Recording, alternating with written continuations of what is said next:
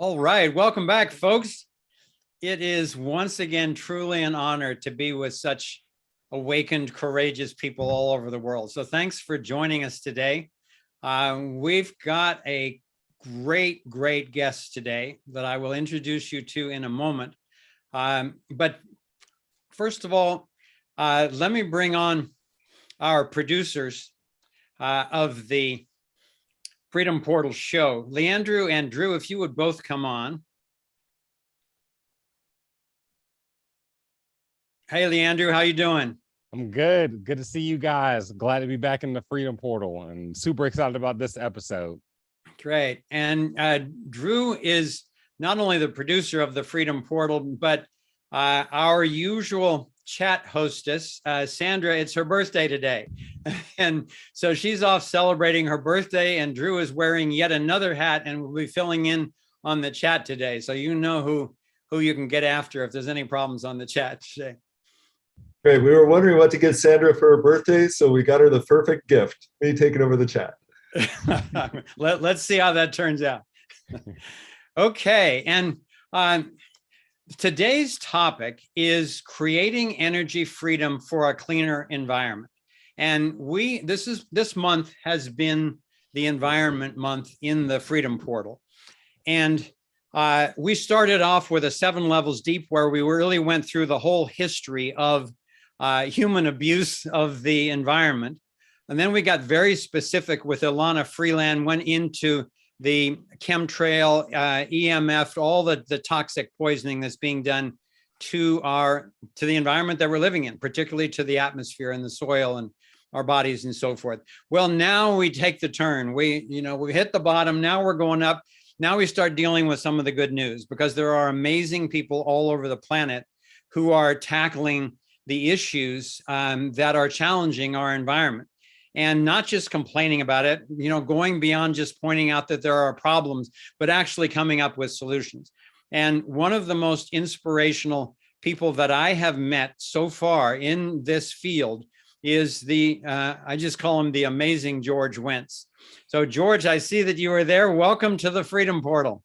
Well, thank you so much, Foster. And I don't think there's anyone more amazing than you. So I'll give that title right back to you. Well, thank you. The check will be in the mail tomorrow. So before we dive into the conversation I've been looking forward to with George, let me tell you a little bit about this guy. I read his bio. That was a mistake, because that took about 3 days. This guy has done so much in a short amount of time, but let me give you a quick summary of just the formal part of it. So George has degrees in science and law. He was appointed to the Office of Policy Development of the Federal Trade Commission by President Reagan. He has over 30 years experience in handling litigation, arbitration, financing, and problem solving in the energy industry internationally. He's assisted alternative energy and high-tech companies in bringing their products to market. George is known for his pro bono work following Hurricane Katrina, and received the 2008 Leadership in Law Award. George lives in Idaho with his wife and children, and he's also an adjunct professor at the University of Idaho College of Law, where he teaches a course in international business transactions. Okay, so that's for the formal part. For the informal part, let me tell you, to me, George is the Clark Kent of the health and energy freedom movements. He's a soft-spoken, mild-mannered guy of deep integrity and courage, who seems now and then to just disappear. And I think he ducks into a phone booth. I don't know how in the world he finds a phone booth these days, or whatever the new equivalent of that is. But then when we see him again, he's done something, it turns out, like spearheading the removal of mask mandates on airplanes, as well as many other successes that we will get into. A lot of activist groups. Has been delightful for me, as I associate, particularly through the Solutions Hub, with a lot of the different major activist groups. I keep finding out that they tell me, oh yeah, and legally we get our advice from the amazing George Wentz, hence that title. So he's here with us today to explore this topic, creating energy freedom for a cleaner environment, and much more. So it's great to have you on, George. Let's dive in. Well, it's a great honor to be here, Foster. Thank you. Okay, so I usually like to begin by asking our guests the big one. What's your purpose in life? Well, I think that the answer to that is that one person in achieving their full measure of life can have more than one purpose. And I think that over the arc of living 64 years, my purpose has what my creator has wanted me to do at various times in my life has changed. And so the purpose, initially, I was, I spent the 40 years in the wilderness trying to figure out who the heck I was and what was going on. And so I think that there was a long time of where people would look at me and who knew me in the 80s and 90s and would disagree with every description you ever gave of me. And I would agree with them at that time when I was wandering through and I was trying. So my purpose during that period was to figure out just who the heck I am and what I am here for. And then I was fortunate enough to sort of settle down. I met my wife, fabulous family, and I have all those things that sort of guided me. So having sort of seasoned, I think that my purpose at this point in time, and it's been a drive throughout my life. And if you look at the arc of what I have done, I think that my purpose at this point in time is to prepare the next generation for full humanity and understand what freedom, independence, and self-reliance means and how we achieve that. And my guide has brought me to this point where I focus primarily in everything I do on those issues. George, George, I don't know if it was for everyone or not, but you froze up for me for just a minute. So could you repeat the last sentence? Was freedom, independence, and self-reliance. I think teaching the next generation, securing freedom and independence and self-reliance for the people. I'll tell you a quick story. My dad, I had to pull the plug on my father. It was not a good experience, but I sent him off to a place far better than he was at the time. And through the grace of God, I had a last conversation with him before he really went into the position where he was on life support. And I had to get there very early in the morning because he wasn't getting sufficient oxygen to his brain at that time. But if I caught him, I found out if I caught him with his first cup of coffee at 6 a.m., I could get something out of him, And so I went there. I went to the terrible nursing home where he was, and I was trying to help him. And he was fine.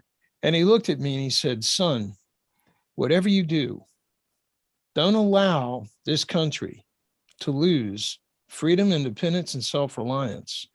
If you do, you've lost America itself. You've lost everything." Those are my father's last words. Those last words are given to me about 5 years ago. And I feel like that was divine inspiration through my dad, who woke up from confusion to voice those words to me. And ever since then, I think that my purpose has been inspired by his words. So when I look at everything that's going on in our world, and I look at the concentration of political power, I look at the concentration of financial power, I look at the concentration of technology and power there, I look at the censorship, I look at the domination of people who should be thriving. Thriving is the perfect word. That we should thrive. We are intended to thrive, but there are people and powers that want us not to. And we humans, we need to fight back against that every single time that we can. And I believe that in my final decades, this is my purpose in life. Beautifully said. Thank you. I think your dad is smiling down on your having really listened so deeply and integrated that into your everyday purpose. Thanks for sharing. And he probably thought it's the very first time that son of a gun ever listened to me, But I did on those last words, Dad. Okay, so you've had this amazing legal and business career, and now you've ended up uh, doing this thing called MAD. And I can understand. I kind of like that it's mad, because I have found myself getting mad about the suppression of alternative energy for a long time. But the real meaning of that is make a difference. Tell us what MAD is. What's the mission of MAD? What are you guys up to? So the mission of MAD is to get industry experts, people that I've worked with for 40 years. I started in '83 in the energy industry, representing Lloyd's of London, representing power companies, representing exploration and production companies. And so I had a broad experience with the energy industry and the energy field. Make a difference. The idea is to actually push forward cleaner, healthier production of energy and thereby transportation. So when we look at the pollution sources, we look at the bad things that are coming into our environment, we look at all the problems, they're generally attributable to the production of electricity and transportation. So diesel fuel trucks, things of this nature, those problems are actually very integrated. I mean, when I was in, representing BP had vessels. So, I mean, you don't create fossil fuels without having to transport them. I've represented pipeline companies. I've represented shipping companies. I've represented all those types of things. The transportation industry and the power industry are really hand in glove. So if you can't come up with the cleanest form of production of electricity and then apply that to transportation, you can't lick the problem of creating a cleaner, healthier environment for our kids and grandkids. And the purpose of MAD is to take 40 years of expertise, not only just legal expertise, financial expertise, industry expertise, scientists, mechanical engineers. We have all of these people. I assembled them and I said, let us solve the problem, because most certainly the renowned scientist and energy expert, John Kerry, is never going to solve this problem, right? And we have an ethical duty as people who are in the actual field to prevent the politicians from killing people with their political point of view. And the sad thing about energy is that when it's not there, and I hearken back to Katrina, people die. There's an ethical obligation to get this right. And the politicians want to score political points. The globalists want to amass more power. And if we don't solve the problem through free market solutions that put the power in the hands of the people, we will not be free anymore. That's the mission of MAD. Okay, great. I saw this on the website. I'm sharing my screen now. It says MAD Energy was founded to solve the greatest root problem, energy. Its mission is to decentralize the global energy grid and bring clean, abundant, affordable energy to the world. Wow. Yep. Congratulations on that mission. So let's dive into what it is that you're doing to accomplish that. I know you're working with a number of different technologies. And one of the reasons why I'm so excited about what you're doing is that, as you know, I've been involved in this for a long time. And I've seen that very often the problems aren't ultimately technical, that there are people who've solved the technical problems, but they become interpersonal, they become legal, they become business, they become security, they become political, all these hurdles in the way. And I've visited various incubators, and I've never seen one at the level that yours is. And for anybody who's not familiar with that term incubator, it's when applied to this field, it means like a safe place that like a premature child, a technological breakthrough can be supported with money and with legal and with security and with the business acumen to actually figure out how to get these things out. Because if you notice the world we're living in, no one's actually gotten over the goal line with this, and that's not from a shortage of technologies. So my confidence in your team is just huge. And so I want you to break down for the folks a little bit what technologies and what approach are you taking to solving this problem? So, the thing that we can't do is snap our fingers and get rid of the existing energy infrastructure.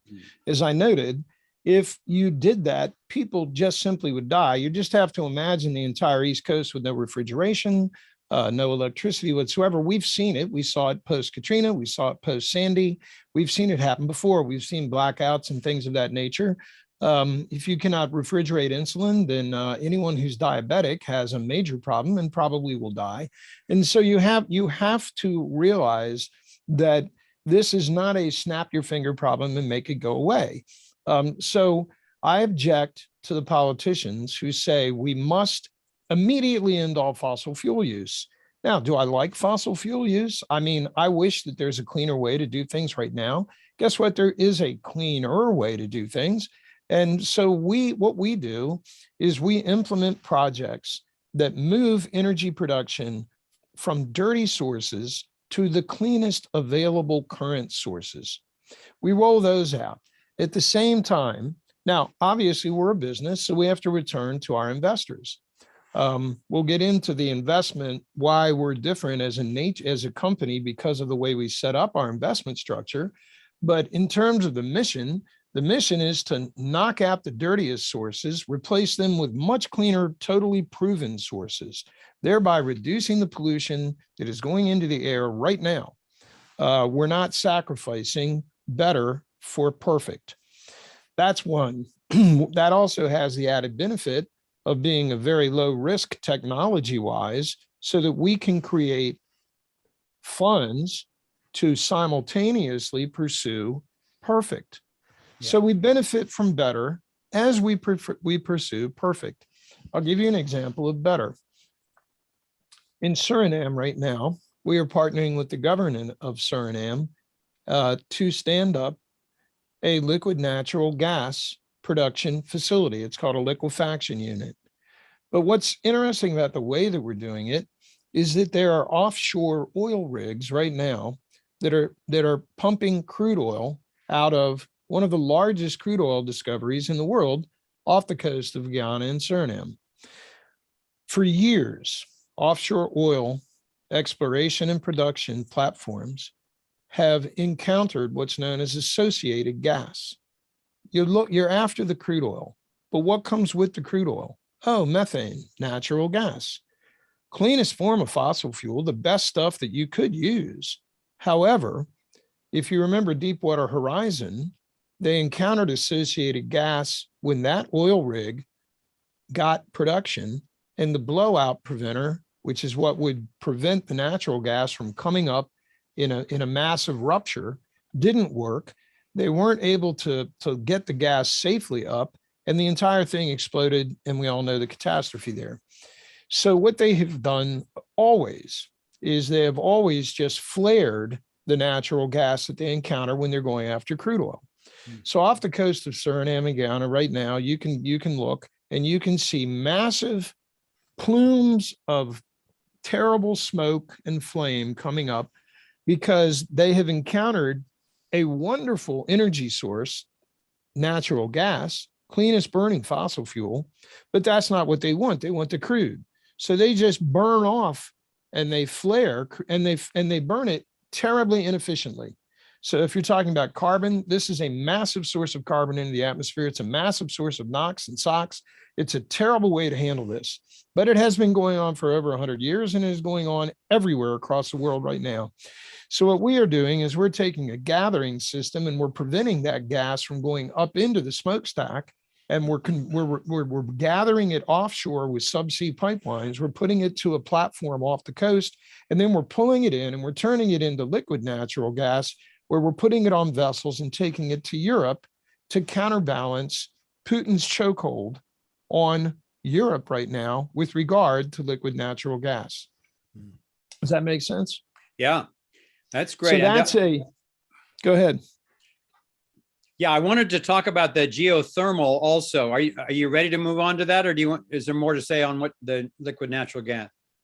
Well, liquid natural gas, the thing is that what we're also doing is we're piggybacking what is really the next carbon-free energy transportation source on top of it, which is hydrogen production. Yeah. So what we're doing is we're starting with the current fossil fuel that is the cleanest in the world, and then we're piggybacking hydrogen on top of it, because once we get the liquefaction units set up, we can create liquefied hydrogen. And that creates the transportation of hydrogen, which is the reason that we don't use hydrogen now, is no one's producing it effectively. So when we say we're transitioning, we talk about an energy renaissance. And the energy renaissance is the transitioning away from fossil fuels over to cleaner forms of energy that don't produce any pollution at all. Hydrogen is one of those. So our Suriname project is a true energy transition away from fossil fuels to hydrogen in a responsible manner that allows the energy production to go on. It doesn't threaten humans, and it gets us to a much better place quickly. And we're talking within 5 years. We'll be producing liquid natural gas out of there in 2 years. So that's an exciting project that we're doing. It is core technology that we have today. Now we can talk about how we're moving to cooler stuff, but you just can't abandon the world. I love that you're really consciously participating in creating a transition, because if it's just done all of a sudden, as you say, it would be chaos. It could be World War III. A lot of people would be out of work and so forth. So we just need to consider these things as we're going toward the ultimate technologies that we both know about and can talk less about. But that's the beacon. But meanwhile, you're doing some amazing things. Tell us what you're doing with these data centers and the geothermal. Well, the data centers are really cool. We're so excited about them. MAD, at core, MAD is an energy company, right? What we do is we provide cleanest form of energy available today, and we work on the better form of energies for tomorrow. We were approached by a company called Addison that creates next generation data centers, and they use 40% electricity, 40% less electricity than, for example, the data center that Facebook set up outside of Albuquerque. 40% less electricity. They have an alternative cooling system where the CPUs are actually submerged in a liquid, which takes the heat off, allows them to run that you can actually get more out of the CPUs when they're submerged. And the trick was inventing a liquid in which electricity could work, which is no simple thing, but they did it. So now we have 40% of the electricity, 40% less electricity. This is really cool. 90% less footprint. So 90% less land, and 98% less water. And if you're in Albuquerque, that's a huge matter. And a lot of times these data centers are put in places because they're naturally cool and dry, where they are also naturally arid. And you have a problem with water consumption. If you cool these things with the old-fashioned air conditioning systems, they use massive amounts of water because they cool through evaporation. And I know that you're working with some geothermal resources as well. What are you doing with them? Well, we're combining our clean powering of these next generation data centers with new energy approaches for the production of electricity. Because one of the missions of Addison was to have the lowest carbon footprint possible, right? So we have partnered with a company that has developed a really innovative geothermal approach. And of course, Mother Earth at her core is very warm. And we can go down just a couple of kilometers underneath the surface of the Earth in various regions, and we can find extremely hot rocks. And the problem is accessing those in an environmentally responsible manner. I don't want to get too complicated, but if you understand the way that historically geothermal has worked, you would find a place in the world that had real hot rocks, Yellowstone, perhaps. You would drill down a pipe straight down. And then over here, you'd put another pipe, the hot rocks being underneath here. The water would be pumped down. It would be totally uncontrolled when it hit the hot rocks, and it would create steam in every single direction. And then you have this pipe over here that you hope a little bit of that steam comes up through. So it's massively inefficient with the use of water. And it also creates steam coming up that is laden with all kinds of minerals and heavy metals and things coming up from the earth with the steam. That steam is then pumped through a steam turbine, which turns a generator, which creates electricity. Well, that is a carbon-free production of energy, but the problem is that it uses water terribly, terribly inefficiently, and it also creates steam that has minerals that build up on the turbine blades. And so you have to stop and you have to clean those blades all the time. And the maintenance factor is huge. So we have, there's a group in Stanford that has developed a patented technology where they are able to create a drill down. And the drilling techniques were developed during the fracking revolution. So we're taking something that I kind of disagree with, which is fracking, and we're turning it to a much, much better use. So the science that was developed and the technology that was developed for fracking is now being turned to geothermal, and we're able to drill down, turn sideways, find the long hot spot and put a pipe out through it. But then we're able to return the water through that same pipe. So it's a pipe with a return pipe in it, right? And then, so we pump the water down, we keep it pressurized so it never turns to steam. Then so that's a closed loop recirculating system called a harvester. And that water can get up to 300 degrees centigrade, which is pretty daggone hot. Yeah. Because it's pressurized, it never vaporizes. It comes up to, just think of like a radiator, comes up to what we call a heat exchanger. And the heat from that hot water goes into another closed loop system on top, which then creates steam, which goes into a steam turbine. But you can imagine we're using distilled water at this point, and we're recycling that water through a condensation tank.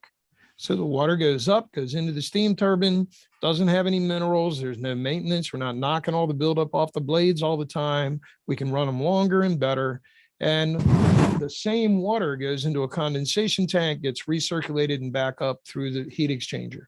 So we have a closed loop on top of a closed loop. I know that's complicated, a lot of words, but I hope. Well, I'm glad that you said that. Works. I'm glad you said that, because I was not aware of the kind of unpacking of your approach to geothermal and the notion that this could actually reform fracking. And, instead of putting toxins into the earth, just put water in, take usable heat out in a closed system. That is super exciting to me. Again, as a transition technology, that's huge. Yeah, so and you're right, because it's still a two-step at this point, right? I mean, you and I know where we all want to go, but at this point, this is achievable today. And because of new drilling techniques, a lot of times humans, we wander around, we take a bad turn, but maybe we learn something from that bad turn, and we use it for a better purpose. Yeah. The tremendous drilling technology created during the fracking revolution is now being put, through our team at least, into this closed loop, environmentally responsible geothermal system. And because we can drill better and deeper than we ever could before, it maximizes the geographical area where we can access geothermal heat. Right. Well, I want to talk about one of the other technologies that, you're working, and we're working also on energy generation technologies. Then we need energy transmission technologies, and then we also need distribution technologies, as we laid out in Thrive 2. So you're talking so far about energy generation. The most exciting thing that I've seen in terms of transmission, we did a short clip in Thrive 2 about this Tesla tower down in Texas. And Then when I met you, it turned out that you had been intimately involved in the whole story on this and still are. I want to share my screen again just to show one short clip and then a couple of pictures. And then I want you to talk about this incredible project in the area of transmission. Okay, so I was down in Texas recently meeting George and his team there. And this is just from my iPhone as I'm approaching this Tesla tower off in the distance. So you can see this thing clearly from the highway. It's huge. I think it's 300 feet tall or something like that. And then this is George and one of his chief science guys, Walt, at the base of the tower. This is me at the base of the tower. And then I had the great honor to spend a couple of hours with George and the Coram brothers themselves. These are the guys we talked about in Thrive 2, who were actually the inventors of this tower. They've spent 20 years recreating and then completing Tesla's Wardenclyffe Tower technology. So we got a chance to interview them. And let me stop at that and come back and George, tell us about how you have been involved with these guys, because it really touched my heart when I found out how you had been taking care of them emotionally, security-wise, financially. Like you're one of the few kind of inventor whisperers that I've come across, where the inventors just know that they're being heard, that they're being honored, and that it's safe. So could you talk a little bit about what your relationship is with this whole Visiv technology? Well, I was invited down several years ago. I mean, maybe 5-6 years ago, to look at at exactly what you showed there. It was not built at the time that I first visited, but the interesting thing was that at that point in time, the Coram brothers had developed the ability to transmit electricity from a small tower at a higher frequency on an AM band. They basically took an AM band radio station and produced a sonic wave that carried electricity about 2,000 yards. Now, they warned, they said, look, this is inefficient. This is not the end goal. We just want to show you we can do it. Well, I mean, at that time, people were talking about a mat that went in your garage that went under your Tesla as you drove over top of it, and it wirelessly charged your Tesla battery, and it made it all of 4 inches, and that was like, oh, we've got wireless, and it was, and here I'm down there and I'm seeing pumps running and light bulbs going off and cell phones being charged 2,000. I mean, a couple thousand yards away from, a couple hundred yards away from where it was. It was 2 football fields. So whatever a football field is, it was 2 of those. And it blew me away because that's, to me, is proof of concept. No one has ever gotten that far. So then the adventure began where the tower was being built, right? Like so many things that happen with the advancement of technology, and no one has seen this more than you, Foster, and your Thrive movement, is the inventors are wonderful people and they have the vision. When you sit with Ken and Jim Coram, as you did, and you hear them speak of Tesla, and you hear them tell the story of being in Serbia at the Tesla Museum, reading originally all of his original writings, seeing his ashes in the urn, mm-hmm. They would go back and forth as if Tesla was there with them as we spoke. And no one has, and what they tell me, and they told you, is if you do what Tesla said, you get what Tesla got. Mm-hmm. And so what they have done is they have looked at what he did in Colorado Springs, right? They have looked at what he did in Wardenclyffe. They have taken every single note that they could get their hands on, and they have experimented with this since the 1970s. And so Visiv was set up to implement this. And unfortunately, there are many, many different disciplines that one must have in order to effectively commercialize energy technology. One must have a regulatory background.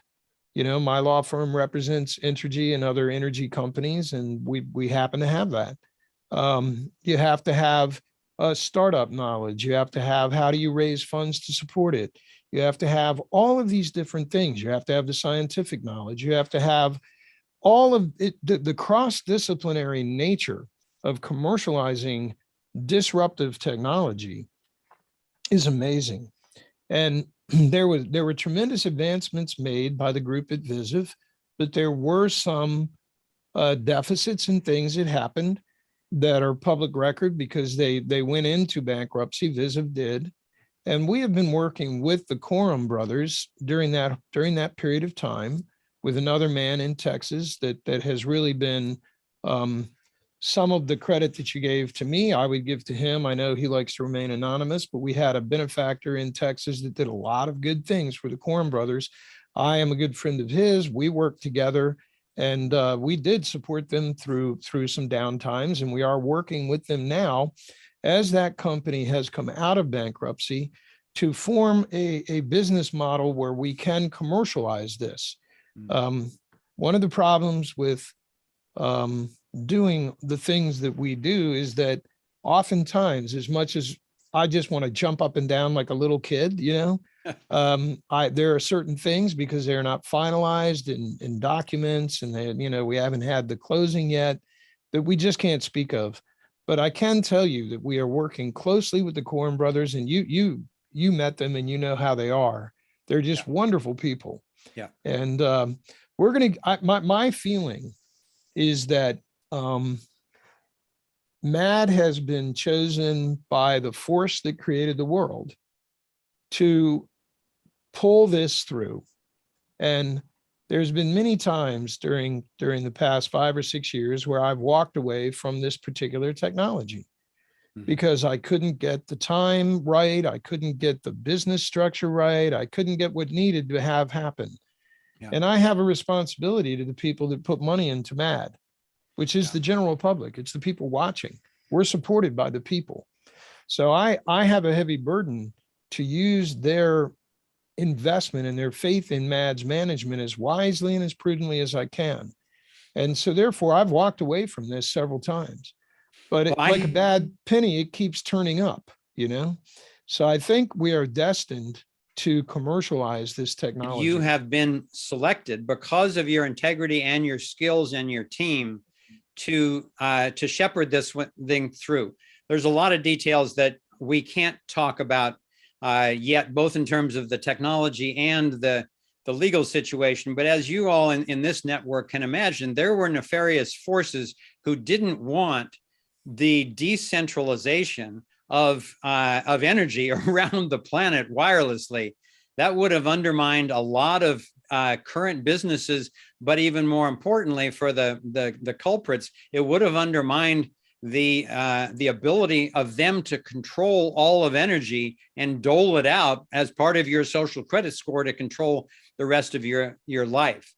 Exactly. So I'm really thrilled that you're involved, because I know from being with the inventors that you are who they trust in terms of your honesty and in terms of your business savvy, and the fact that you keep coming back with common sense and truth. So we're going to keep our network posted on the progress of this as any news becomes available. Right now, we're going to need to take a little bit of a break in this show, because this is the time when we're going to be closing down the access to all the free platforms where people have been streaming and restreaming.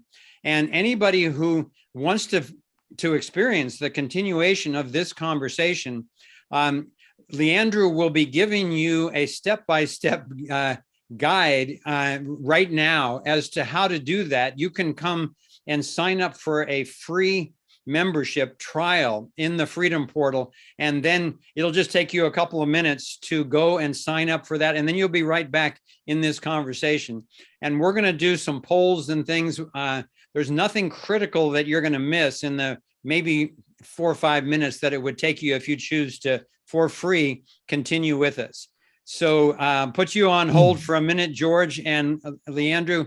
Why don't you describe what people can do to continue with us? All right. And when we get back, I want to give you the vision of a world operating on wireless energy. It's cool. Exactly. We'll go into cool. We'll go into the vision. We'll go into a number of the other technologies. Yeah, baby. We'll go into some of the other legal heroics that that George and his team have been up to. So stick with us here. Go ahead, Leandro. Can't wait to hear this vision.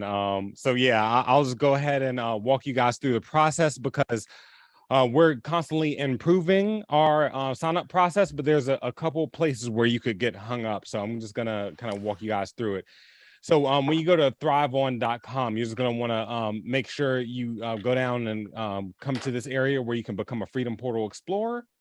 And once you hit that start trial link, you'll be taken to the page where you can select your subscription level and your, whether you want a monthly or annual account.